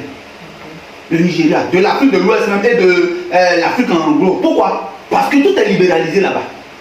Les chaînes de télé sont libéralisées, la CIE est libéralisée, la CEDOCI est libéralisée. Oui, il faut libéraliser, mais il faut trouver des alternatives. Peut ouvrir, mais il ne voit rien. Il ne voit rien, attention. Tout promoteur, mais ivoirien. Tu peux avoir des sous-traitants, des partenaires étrangers, mais l'exécutant doit être ivoirien obligatoire. C'est-à-dire que celui-ci qui le nom de l'entreprise doit être là, il doit être obligatoirement ivoirien. Sinon, comment comprendre qu'une seule décision CIE est à quasi-totalité des actionnaires étrangers? Et si demain ils décident de retirer les actions, on n'a plus d'électricité, mais en danger permanent. Il y a un trou en bas de nous. À n'importe quel moment, le sable peut couler, peut y avoir une avalanche de sable et on va tomber. Mais c'est dangereux cela. Donc il faut immédiatement, urgemment et strictement nationaliser toutes les grosses boîtes. Les bolérés, même les enseignes du supermarché. Les places, comment on appelle ça, les carrefours, tout cela, les casinos, je vais tous les nationaliser. D'accord, super. Bon, on va progresser. Alors, c'est quoi votre vision pour la Côte d'Ivoire? Concrètement, c'est quoi votre vision? Ma première vision pour la Côte d'Ivoire, c'est d'avoir un président moins de 40 ans. Ce n'est pas simplement une volonté juvénile, c'est-à-dire ce n'est pas simplement vouloir avoir un président moins de 40 ans, mais c'est un espoir de toute une génération. Et je pense que je serai ce prochain président-là en moins de 40 ans président de la République parce qu'en 2030, je me présente aux élections présidentielles parce que, en effet, j'aurai moins de 40 ans, j'aurai en pratiquement 39 ans. C'est ma première vision parce qu'il le faut. Et on en a besoin urgemment. Mais regardez au Sénégal. Regardez au Burkina. Aujourd'hui, les gens commencent à comprendre. Ah, mais vous défendez l'AES? Non. Parce que quand vous dites regardez au Burkina, j'ai pris l'exemple. Vos mots sont tiennent compte, hein? Pas du tout. J'ai pris l'exemple de leur président. Il est jeune. Je n'ai pas dit que je suis d'accord avec sa manière de venir au pouvoir, ni encore son système. Moi, je suis un fanatique 100% du Prado, du président Alassane Ouattara. En aucun cas, je peux être d'accord contre ses ennemis. Pas du tout. Moi, mon mentor, ma référence, c'est-à-dire que celui que j'inspire, d'ailleurs son parcours, il a presque le même parcours. Il a quitté la Côte d'Ivoire, il est né le 1er janvier 42 à Dimokro, il a fait toutes ses études après, il a eu son bac, il est parti à Pennsylvania University. On a presque le même parcours, moi et le président Ouattara. Donc, j'ai eu chance au moins sur deux de devenir président en 2030. Bien sûr, lui, il a son dernier mandat, il nous a promis cela. La jeunesse, il a dit non, il aura un passage de pouvoir générationnel. Donc, on espère que Kayes Kounta soit le choix du président Ouattara en 2030. Donc, pour revenir encore à la tâche, non, je ne suis pas d'accord avec là. Ce que je dis, c'est qu'on a besoin d'un président jeune, comme le Sénégal, comme au Burkina, comme dans certains autres pays. C'est ma première vision pour la Côte d'Ivoire. Ce n'est pas jeune d'âge, mais jeune de système, jeune de pratique, jeune d'espoir. Là, c'est pas le plus important, c'est la vision. Exactement. Et je crois que ce prochain président-là, c'est Kayes Kounta. C'est ma première vision pour la Côte d'Ivoire. Ma deuxième vision pour la Côte d'Ivoire, je crois que mon président Alassane Ouattara est en train de déjà réaliser cela. C'est de rendre la Côte d'Ivoire une grande nation. De telle sorte que les autres nations puissent nous envier. Et je crois qu'au cours de ce... Les investisseurs puissent venir. Je crois qu'au cours de ce quinquennat-là, par la grâce de Dieu, on aura notre TGV, on aura notre RAM, voilà, qui va circuler. On aura notre... Vous avez vu voilà. Ça c'est en train de faire. Abidjan Yamoussoukro sera relié par un train. Tu pourras aller vivre à Koroko. Tout ça là, le président Ouattara a prévu ça dans son prochain quinquennat. Ça va réduire les embouteillages. Ça va déconcentrer, décentraliser les administrations. Parce qu'il y a certains ministères qui vont aller à l'intérieur. Et ça, le président va tenter de réaliser ce rêve-là que je rêve tant. Je veux une Côte d'Ivoire grande. Une Côte d'Ivoire où, quand tu dis que tu es Ivoirien à l'extérieur, les gens t'envient, les gens sont fiers de toi. Et je pense que le président Ouattara, depuis sa première prise de pouvoir jusqu'à aujourd'hui, il est sur ce chemin et il va terminer cela et notre pays sera grand. D'accord, revenons au cas de les 50 millions pour la présidentielle.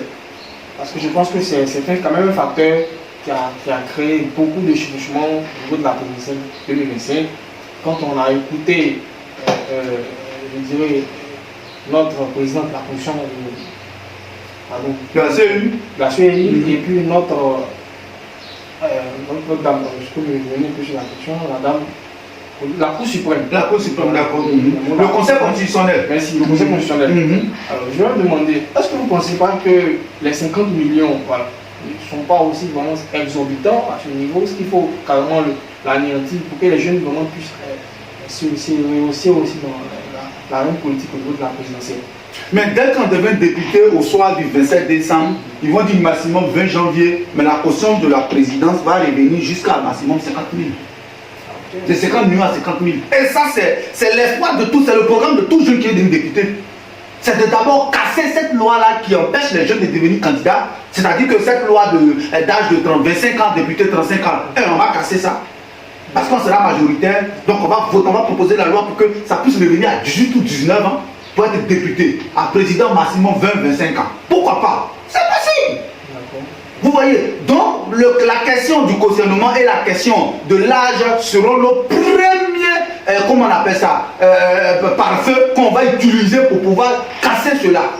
Pour que, en 2030, moi, Kouta, je puisse être capable de payer tranquillement mes 50 000 et concourir à la présidence.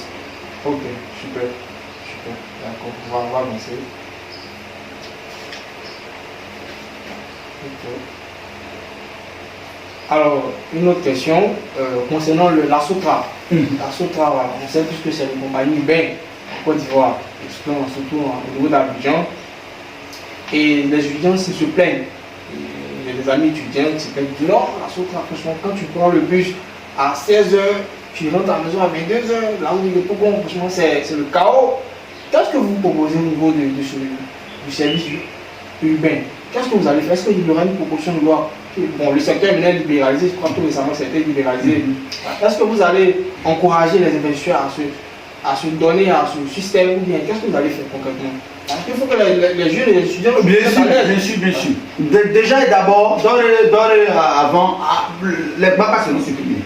Ah bon? Oui, je vais supprimer totalement les BACA parce qu'ils sont inutiles. Vous serez attaqués? Mais pas du tout. Ils créent du désordre, ils sont inutiles et ils n'ont aucune place même dans le chéquier du transport en Côte d'Ivoire. Donc les BACA déjà, je vais les supprimer. Mais est-ce que c'est ces personnes? Quelles personnes? Ces gens qui travaillent. Mais ils vont justement, on va tous les encourager et les aider à opter pour le bus d'Abidjan. C'est-à-dire aller prendre les vrais bus là. Où on n'ouvre pas derrière, où ils ne sont pas bizarres, ils ne sentent pas, où ils sont... Non. Un chauffeur est normal, il ne consomme pas les substances bizarres, l'apprenti est normal, l'argent va peut-être être recueilli par les Mobamani, tout sera classe. On n'aura plus la sauvagerie qui existe, où ils gardent même en pleine route là, où à chaque fois c'est eux qui créent les embouteillages, ils seront tous supprimés les bagarres. Ensuite, en ce qui concerne Sotra, oui, Sotra a besoin d'une modernisation. Sotra a besoin d'une amplification en ce qui concerne ses nombres effectifs de bus. Sotra a surtout besoin de ce que je veux dire, d'un ajustement au niveau même de sa plaquette de base. Au niveau de sa plaquette de base. Donc, je crois que si je deviens député, oui, je vais proposer éventuellement un programme d'un projet de loi pour pouvoir effectivement redynamiser le secteur du transport parce que ça représente un secteur clé, parce que c'est ce qui permet la mobilité des jeunes et de la population, des citoyens et de la population ivoirienne.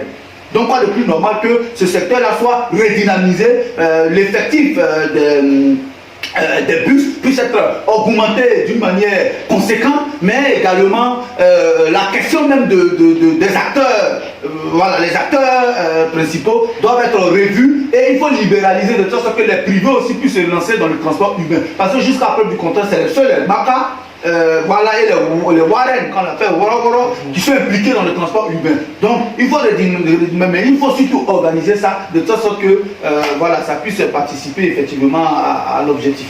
C'est quoi un projet pour les femmes? Est-ce que vous pensez qu'aujourd'hui les femmes peuvent être insérées au niveau de... Bon, on va parler surtout de la scène politique. Est-ce que les femmes ont ce cran, on va dire comme ça, pour être députée, femme, présidente de l'Assemblée nationale? Est-ce que vous pensez? Oui, je crois que il y a une loi même qui a été votée tout récemment pour permettre à ce que les candidatures de liste, ce sont les candidatures à plus de 2 sièges, qu'il y ait un quota obligatoire de 30% de candidatures féminines. Cette loi-là a été votée à l'Assemblée nationale et ils ont appliqué ça à l'élection présidentielle et aux élections des députés. Par exemple, je prends une commune telle que Abobo, qui a 6 sièges. Donc il faut 6 candidats titulaires, 6 suppléants, ça fait 12 personnes. Parmi les 12 personnes, la loi t'oblige à avoir 30% de candidatures féminines. Je pense que c'est un projet qui a pour objectif d'encourager les femmes à s'intéresser davantage à la politique. Ah, mais ça ne s'intéresse pas. Qu'est-ce qu'on fait? Oui, nonobstant le fait qu'effectivement ils ne s'intéressent pas, on est tous d'accord. Mais la loi déjà est bonne, c'est-à-dire que ça les encadre, ça les encourage. Il faut pas mettre un quota au niveau de l'Assemblée, qu'on dit, bon, désormais les femmes, c'est au moins 100 femmes députées. Non, pas du tout, moi je pense plutôt un quota plutôt pour la jeunesse. Ah, okay. La jeunesse s'appelle femme ou homme. Au lieu de femmes, elles ne sont pas forcément victimes. Moi, je ne suis pas forcément pour cette espèce de victimisation à sens unique des femmes. Non, les femmes, elles ont les mêmes droits que nous en Côte d'Ivoire. Elles ont les mêmes avantages, elles ont les mêmes devoirs en tout que nous. Donc moi, je ne crois pas qu'on doit les traiter d'une manière favorable ou bien particulière. Non, on est tous égaux. La loi nous stipule ça. On a tous les mêmes responsabilités. Ce que je veux dire, c'est qu'au niveau de l'Assemblée nationale, on doit plutôt voter une loi pour imposer un certain quota de nombre de jeunes de moins d'un certain âge. Par exemple, moins de 30 ans, il faudrait qu'on ait au moins la moitié de l'Assemblée nationale qui a moins de 30 ans. Et je pense que nous, les jeunes, on va voter cette loi. Maintenant, ce qui concerne les femmes, moi je crois que déjà avec la loi qui existe, les 30% de quota de la candidature féminine, c'est déjà encourageant. Il faut encourager cela. Ensuite, elles ont déjà plein d'associations, associations des femmes, associations des féminines, associations des quoi, ils ont plein d'associations qui font d'énormes boulots, qui font des boulots magnifiques et moi je les encourage. Je veux tout, moi-même dans mon équipe, ma suppléante, c'est une femme. C'est prouvé, c'est pour vous montrer à combien de fois la question de la gente féminine m'intéresse. Et mieux, 75% de mes employés sont femmes. Ah, mais j'aime beaucoup travailler les femmes. Donc c'est normal. Bon, oui, non, mais en fait, c'est pas mes femmes. Voilà, c'est les femmes des autres, mais qui travaillent avec moi, qui sont mes collaboratrices. Et donc, j'ai un engagement particulier au niveau à l'égard des femmes. Et voilà, moi, je me sens plus à l'aise quand je travaille avec la femme. Parce que je trouve la femme beaucoup plus simple, beaucoup plus souple et beaucoup plus pratique. D'accord, un projet de développement pour les femmes, qu'est-ce que vous proposez? Un projet de développement au niveau de la Côte d'Ivoire, qu'est-ce que vous proposez? Peut-être dans quel secteur? Est-ce qu'on va plus mettre les femmes au niveau de l'éducation ou bien ça sera dans le domaine de la finance? Qu'est-ce que vous proposez? Non, je n'ai aucun projet à cet égard-là qui va consister à favoriser une petite frange de la population au détriment des autres. Non, pour moi, tout le monde est beau. On est tous égaux, que tout ça, femme ou homme, c'est ce que je l'ai dit tantôt. Donc je n'ai pas un projet particulier, mais ce que moi je souhaiterais faire comprendre, c'est que moi je trouve que les femmes ont plus de responsabilités professionnelles que les hommes. Donc ça, c'est mon avis personnel. Si on a la compétence, automatiquement, on nous donne le boulot. Exactement. Et si moi je deviens président, je crois que 90% de mon gouvernement, ça sera femme. Ah bon? Mais déjà, je suis chef d'entreprise, je travaille 75% de femmes. Moi, je me sens plus à l'aise avec les femmes. Je pense que les femmes ont plus la conscience professionnelle. Ça, c'est féministe? Non, je ne suis pas, mais si j'étais féministe, je n'allais pas voter la polyandrie. Je ne suis pas féministe. Mais sauf que j'essaie de défendre où il faut défendre. J'essaie aussi à accuser là où il faut accuser. Et c'est le rôle, c'est mon rôle. En tant qu'un législateur, c'est de pouvoir être là où il y a la vérité. Là où il y a le constat réel.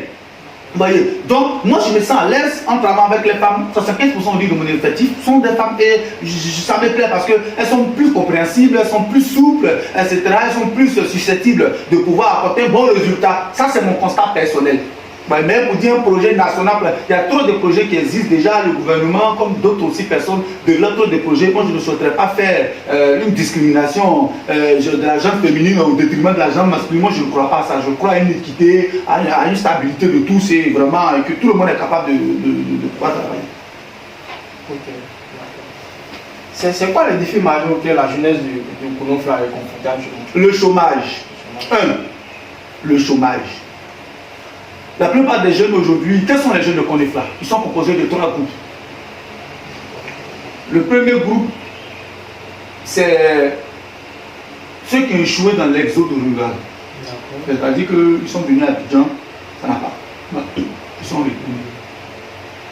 Le deuxième groupe, c'est ceux que j'appelle les gardiens du temple. Eux-mêmes, ils ne sont pas venus à Abidjan, ils sont venus, ils ont fait les études là-bas, mais ils ont arrêté les études, mais ils ont décidé de rester au village, de garder le temple. Enfin, le troisième groupe, il y a les cadres, les instituteurs, les policiers qui sont venus à Abidjan, qui ont réussi, etc. et qui y vont souvent, un peu comme moi. Donc, voici les 3 groupes. Le plus gros souci, c'est le chômage. C'est que la jeunesse de base de Konofla fait face à un taux de chômage inquiétant. Parce que les champs n'appartiennent plus à leurs parents. Ah bon? Oui, les parents ont mis les champs en garant dans la main de leurs frères. C'est ce qu'on appelle ça souvent planté, partagé. Voilà. Et donc, ça fait que il n'y a même plus de champs où ils doivent partir. Ça, c'est un. Primo. Secondo, l'une des plus grosses difficultés, c'est la formation et l'insertion. Le jeune ne peut pas avoir de l'emploi, certes, mais est-ce qu'il est formé à avoir cet emploi? Voilà pourquoi d'ailleurs, dans la continuité de mes projets, j'ai parlé de formation et insertion de la jeunesse aux métiers artisanaux, tels que l'installation de caméras, parce qu'il y a plusieurs magasins, il y a une fluctuation de magasins, donc de petits commerces à base de Konofla qui a vu le jour depuis les 5 dernières années. Donc moi je suppose que ces magasins-là doivent sécuriser leur périmètre. Et donc la formation des jeunes à l'installation et des vidéocaméras, aussi à l'installation des panneaux solaires voltaïques. Et cette formation, moi je l'ai déjà reçue. Je suis très polyvalent. Et donc, je vais les former et ensuite de ça, je vais faire venir des conteneurs, donc du matériel pour qu'ils puissent prendre un mois et à même année installer. Si par exemple un commerçant veut sécuriser sa zone, au lieu de venir acheter la caméra, il prend dans mon conteneur, je lui donne ça, il s'installe, après il vient donner l'argent, mais il donne la main de. C'est quelque chose qui va avoir 1000 francs, 2000 francs. Vous avez carrément appliqué le système anglophone. Mais c'est que je suis un anglophone, c'est ce que je suis en train de vous dire. C'est le système anglophone complètement. Et donc, je vais faire ça. Ensuite, les cultures hors sol. Puisqu'il n'y a plus de champs. Dans les cours, là, tu sais, là-bas, les questions de terrain, c'est pas comme à Abidjan ou ensuite 220. Non, là-bas, c'est les grands cours, il y a de l'espace. Donc, on peut faire, j'ai des partenaires chinois, je vais les envoyer, on va les former. J'ai même des partenaires locaux, ils vont faire des cultures hors sol. Culture hors sol, c'est-à-dire qu'on construit le champ dans la cour, mais en haut. Voilà, dans le mec, on fait les poulaillers, là. On fait ça, la tomate, piment, tout ça. Je vais les former à cela. Ils vont être capables de pouvoir produire des vivriers pour pouvoir vendre. Et enfin, en fin de compte, je vais les aussi former dans les métiers artisanaux, comme j'ai dit, la peinture, la menuiserie, la maçonnerie, mais également dans tout ce qui est les carreaux, voilà, tout ça. Donc je vais les former pour qu'ils puissent avoir la main. En fait, ce sont des métiers qui sont considérés comme dans le secteur informel. Exactement, alors que ça rapporte beaucoup d'argent. Exactement. Vous allez pratiquement les envoyer tous dans le secteur formel. Oui, dans le secteur. On démarre. On démarre, voilà, il faut faire les affaires. C'est comme ça. Ok, c'est compris. D'accord. D'accord, pas de souci. Alors, on va revenir le cas des étudiants. Bon, très souvent on entend dire en Côte d'Ivoire que la bourse des étudiants ne vient pas généralement de façon normale. Les étudiants se plaignent, il y a du retard. Vous qui avez été étudiant, donc vous savez un peu le système. Et qu'est-ce que concrètement vous allez apporter à ce niveau? Est-ce que vous allez proposer une loi pour que les bourses des étudiants soient vraiment données normalement? Parce que il y a des amis qui m'ont dit que je vais parler de ça avec vous. Est-ce que, parce que j'ai pu entendre que la bourse, c'est parce qu'il y a la bourse et le secours financier. Le secours financier de 2023 n'a pas encore été attribué aux étudiants. Et jusqu'à actuellement, ils attendent encore le secours financier de 2023. Pourtant, nous sommes en 2025. Et c'est quoi ce laxisme de l'État? Pourquoi est-ce que ça ne va pas? Pouvez-vous nous dire un peu plus et plus s'il y a des propositions que vous pouvez apporter vraiment pour que les étudiants de Côte d'Ivoire puissent mieux dans le traitement? Oui, je crois que malheureusement, cette question-là, je ne suis pas expert en la matière, mais ce que je sais, c'est que il y a, comment on appelle ça, un ministère spécialement chargé de ça.